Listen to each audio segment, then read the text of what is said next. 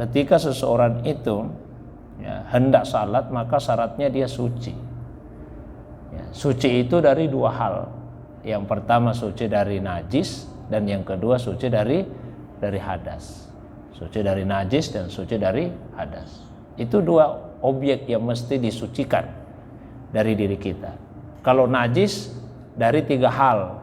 Najis itu disucikan dari tiga. Disucikan dari tubuh, disucikan dari pakaian, dan disucikan dari tempat salat. Kalau najis. Jadi tidak boleh ada najis yang menempel di tubuh kita ketika kita mau salat. Tidak dilarang bersentuhan dengan najis, tidak dilarang. Tapi tidak boleh najis mengenai kita kalau mau salat. Kalau di luar salat tidak dilarang. Karena ajaran umat terdahulu itu Pak, kalau terkena najis, kalau pakaian terkena najis, pakaiannya digunting itu. Cara membersihkan pakaian terkena najis, pakaiannya digunting. Kulitnya dikelupasi itu Pak, umat terdahulu. Kita tidak dilarang orang. Makanya mohon maaf, katakanlah misalnya jadi tukang pemungut sampah begitu, tidak ada masalah. Meskipun sampah itu najis, kotoran dibersihkan, tidak ada masalah. Tapi begitu mau salat, maka tidak boleh ada najis ya mengenai tubuh kita. Najis itu mesti dihilangkan dan yang terkena disucikan.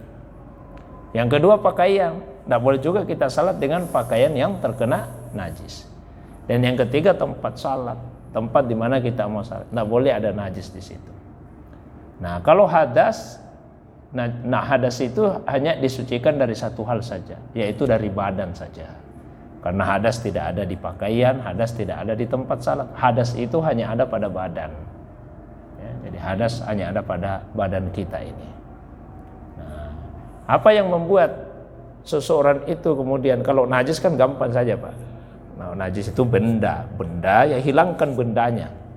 Kalau misalnya ada benda yang mengenai tubuh, ada benda yang mengenai pakaian itu ada di tempat salat, hilangkan dulu bendanya. Kemudian yang terkena dicuci. Hilangkan bendanya, hilangkan najisnya, lalu yang terkena dicuci. Cara mencucinya bagaimana? Tergantung jenis najisnya. Karena najis itu ada 3 peringkatnya. Najis kan 3 peringkatnya. Ada najis yang ringan. Najis yang ringan air kencing bayi laki-laki yang belum mengkonsumsi kecuali air susu ibunya. Cara mensucikannya mudah saja, diperciki dengan keras. Tidak harus dicuci, cukup diperciki air dengan keras. Lalu diperas, sudah selesai. Nah, kalau najis yang berat dicuci 7 kali, 1 kali dengan tanah. Nah, tapi pada umumnya najis itu najis yang sedang. Ya, caranya hilangkan bendanya, kemudian hilangkan 3 sifatnya, warnanya, baunya, dan rasanya. Ya, ketika ada yang mengenai, hilangkan baunya, warnanya, dan rasanya. Itu untuk najis.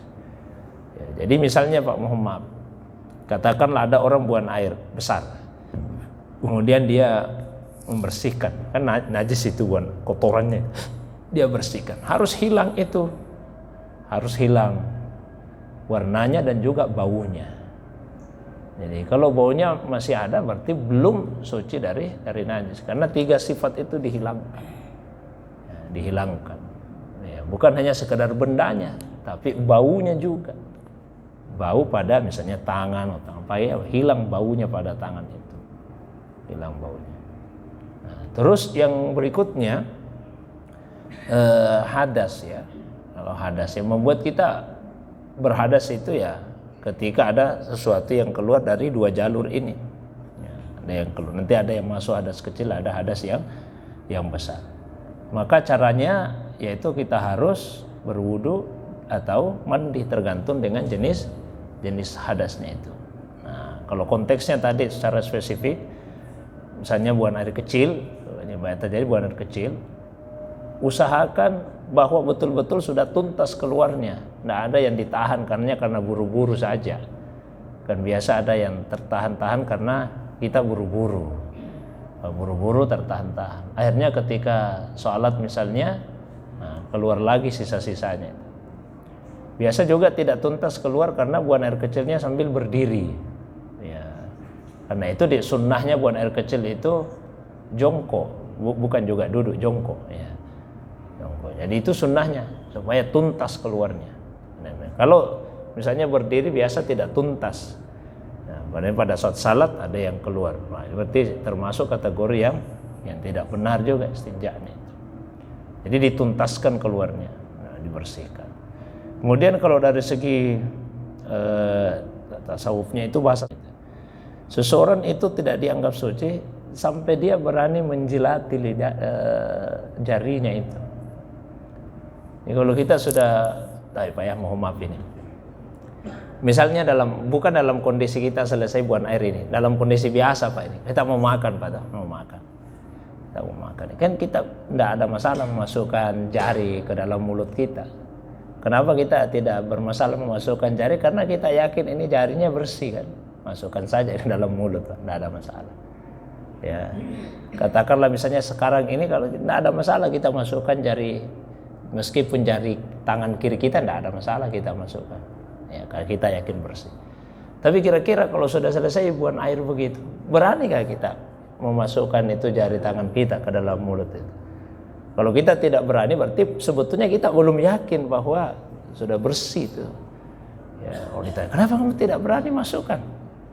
Masukkan baru kata tadi, berarti belum yakin itu bersih. Ya, karena seandainya sudah yakin bersih maka keberanian kita sekarang ini akan sama dengan keberanian setelah itu. Jadi itu faktor pada keyakinan. Nah, jadi mesti hati itu yakin bahwa saya sudah bersih.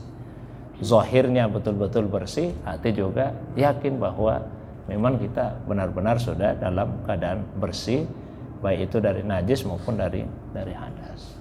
Barangkali itu Pak, gambaran singkatnya. Wallahu a'lam. Iya. Kapan itu niatnya dihadirkan? Niat istinja. Baik. Sebetulnya kalau dari segi fikihnya, ya tidak disyaratkan untuk berniat kalau dari segi fikihnya, Pak. Tidak disyaratkan.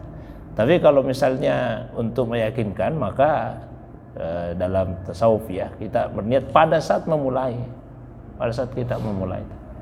Karena niat itu qasdus syai' muqtarin bil amal. Qasdus syai' muqtarin, yaitu sengaja dan dia harus terangkai dengan amalnya. Ya, kalau ulama-ulama fikih sebagian tidak disyaratkan ada niat.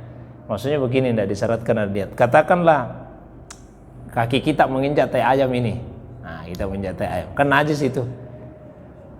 Tapi kemudian kita jalan-jalan begitu, disiram saja. Biar kita tidak niatkan membersihkan diri dari najis, tapi begitu sudah hilang kotoran ayam yang ada di kaki, berarti kita sudah dianggap suci. Nah, dari segi fikihnya.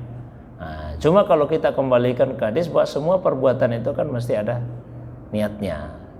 Niatmu apa itu? Apakah kamu berniat untuk membersihkan atau hanya karena kebetulan saja karena air dan seterusnya?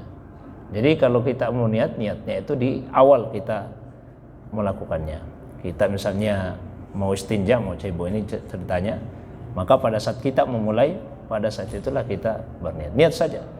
Saya niat istinja untuk mensucikan diri, ya, lillahi ta'ala. Dan ini saya lakukan karena Allah. Anda harus pakai bahasa Arab, biar pakai bahasa Indonesia atau pakai bahasa daerah. Barangkali, wallahu a'lam.